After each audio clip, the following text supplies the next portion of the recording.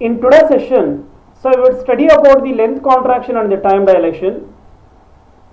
In order to explain the negative results of the Michelson and Morley experiment, the Einstein has proposed the two postulates.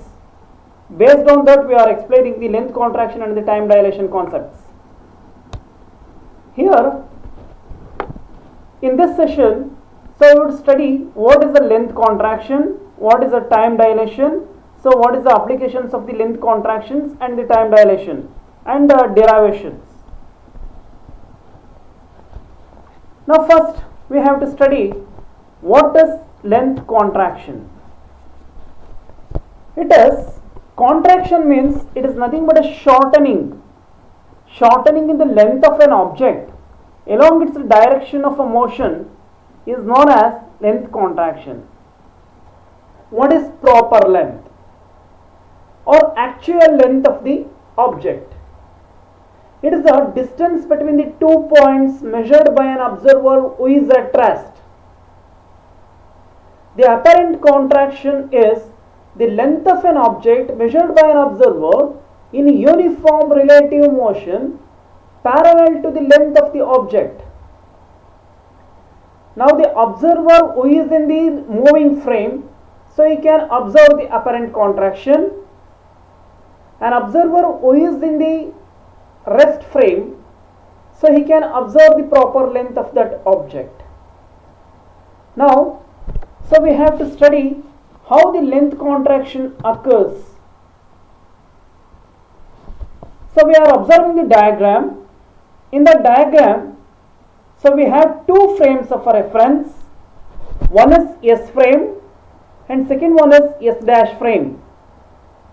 S frame is at rest, S dash frame is moving frame. Now the observer O is observing from the rest frame, observer O dash in the moving frame. And also, so we can observe the rod, so which is in the red color. So that is the rod. So this rod is in a moving frame, S dash. So this rod is observed by both the observer, so who is in the rest frame and moving frame. Now consider a rod, so which is in the moving frame, so it is moving with a uniform velocity relative to the frame S in the positive x direction.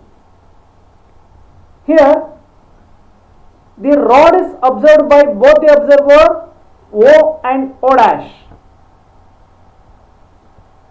For him, so for the observer who is in the moving frame, so for him the rod appears to be L0. So that is the proper length of the rod. Now, for an observer who is in the rest frame, but he is observing the moving frame rod. Now consider the rod which is lying parallel to the x-axis in a moving frame S dash, and its length is measured by both the observers O and O dash. So how the rod appears to both the observers we have to study now. The length of the rod in the S dash frame is L0. The length of the rod in the S frame is L as seen by the observer. For him, the length of the object as seen by the observer O dash in the S dash frame will be L0 is equal to x2 dash minus x1 dash. In this diagram, the length of the rod can be determined by two arrow marks, so two ends, that is x2 dash minus x1 dash. So this is the length of the rod, actual length of the rod observed by the observer O dash, so who is in a moving frame. Now the apparent length of the object from the frame S at any time will be L is equal to x2 minus x1. Here the observer who is in the O frame, so he is observing the length of the rod. So for him that is x2 minus x1. We are using the Lorentz transformation equations, so which we derived in session 2. Now we are using that. The x1 dash is equal to x1 minus vt by root of 1 minus v square by c square. Here v is the velocity of the rod, so which is moving in the s dash frame. So v is actually the velocity of the s dash frame, but the rod is in the s dash frame. So now we are taking this as the velocity of the rod itself. C is the speed of a light, and same thing. So we have x2 dash equation, x2 minus vt by root of 1 minus v square by c square. Now we are substituting this value in that equation. L naught is equal to x2 dash minus x1 dash. So in the second step we are substituted that equation, and after simplifying, so minus vt and plus vt get cancelled, and remaining term is x2 minus x1 divided by root of 1 minus v square by c square. Then L naught is equal to, so we have taken the x2 minus x1 is equal to L from the equation 2 divided by same thing, that is 1 by root of 1 minus v square by c square. Now we have to find out the apparent length of the rod, that is L is equal to L naught root of 1 minus v square by c square. So this is the relation of the length contraction in relativity. So this is the length of the apparent length of the rod, so which is observed by the observer O in a frame S. So who is at the rest position? He is observing the rod, so which is moving. This equation shows that the length of an object in a motion as measured by an observer appears to be shorter than when it is at rest with respect to him. So this is the special case for the length contraction. If the velocity of the rod is equal to speed of a light, then what happens to length? So length becomes 0. It means that no material body can ever attain the velocity of a light, because the length of the rod itself disappears. Rod itself disappears. So that's why this is practically not possible. The contraction takes place only in the direction of the motion. This explains, suppose a sphere is moving with the speed of a light, or it is moving with a relativistic speed. In such cases, the sphere appears to be an ellipse. If we take square, the square appears to be as a rectangle. So for an observer who is at rest. Now, so we have studied about the length contraction. First we have to know what is the definition of proper time or real time. Okay. The time interval between the two events that occurs at the same place in the observer's frame of a reference is called the proper time of interval between the events. Next, time dilation is the difference of the elapsed time between the two events as measured by the observers, either moving relative to each other. Here, the time dilation means we are comparing the time between the two frames of reference. Suppose a body is moving with a relativistic speed. For them, the time will be normal. So if you observe that from other frame of reference, so which is at a rest position, so then the time varies for the observers who is not in motion. So this is generally known as time dilation. So we are considering the two frames of reference. The S dash is a moving frame, S is a rest frame, or it is a stationary frame.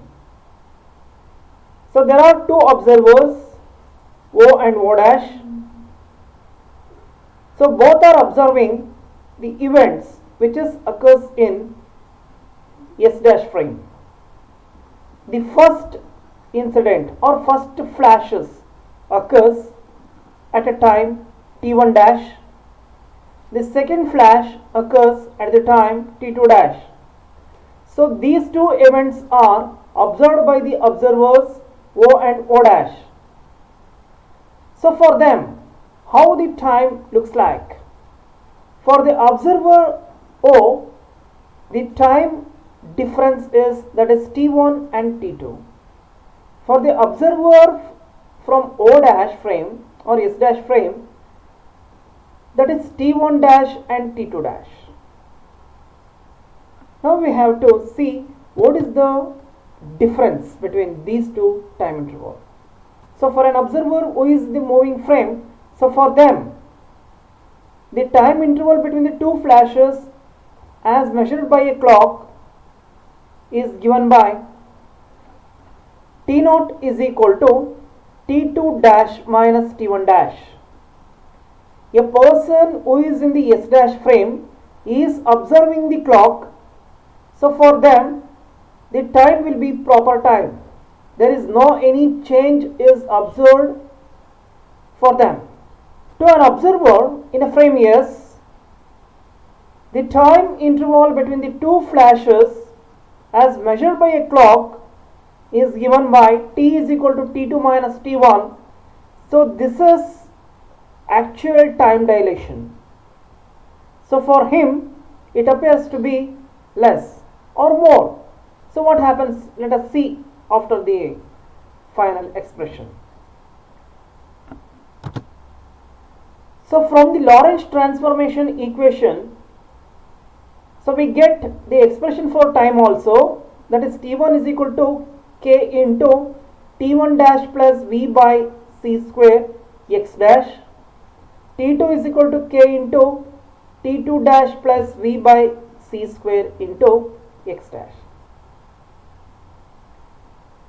Here k means we are taking this as 1 by root of 1 minus v square by c square. So only for simplicity we have taken it as a k. So here the t1 dash and t2 dash are the time interval which is observed in the frame of reference S dash, and x dash is the distance. So distance from the observer O. t2 minus t1 is equal to k into t2 dash minus t1 dash you will get, because v by c square x dash get cancelled. So if you subtract them, then final expressions is t is equal to k into t0. Now we are expanding the term k, that is t is equal to t0 by root of 1 minus v square by c square. So this is the relation of the time dilation in relativity. So this is the very simple derivation. So what is the conclusion for this? A moving clock goes more slower than a stationary clock. So that is the meaning of this time dilation. Now, so easily one more interesting examples we can give for this time dilation is the twin paradox. So what is twin paradox? So I will tell you one example. If we leave the earth at the age of 15 in a spaceship at the speed of light and spends 5 years in a space. So ನಿಮಗೆ 15 ವರ್ಷ ಇರುತ್ತೆ, ಆಗ ನೀವು space ಶಿಪ್ಪಲ್ಲಿ light ಸ್ಪೀಡಲ್ಲಿ travel ಮಾಡ್ತಾ ಇರ್ತೀರ. After 5 years you will return back to the earth. Then your age is 20 years, but your friend age, so who is on the earth surface itself, his age is 65 years. So there is a lot of a difference between the age. So this phenomena is known as time dilation phenomena, that is twin paradox. So this is the one of the great thinking about the Einstein. He explained very well. Okay. So in today's sessions, so we studied about the length contraction and the time dilation. In the next class, so I will continue this relativity topic. Thank you.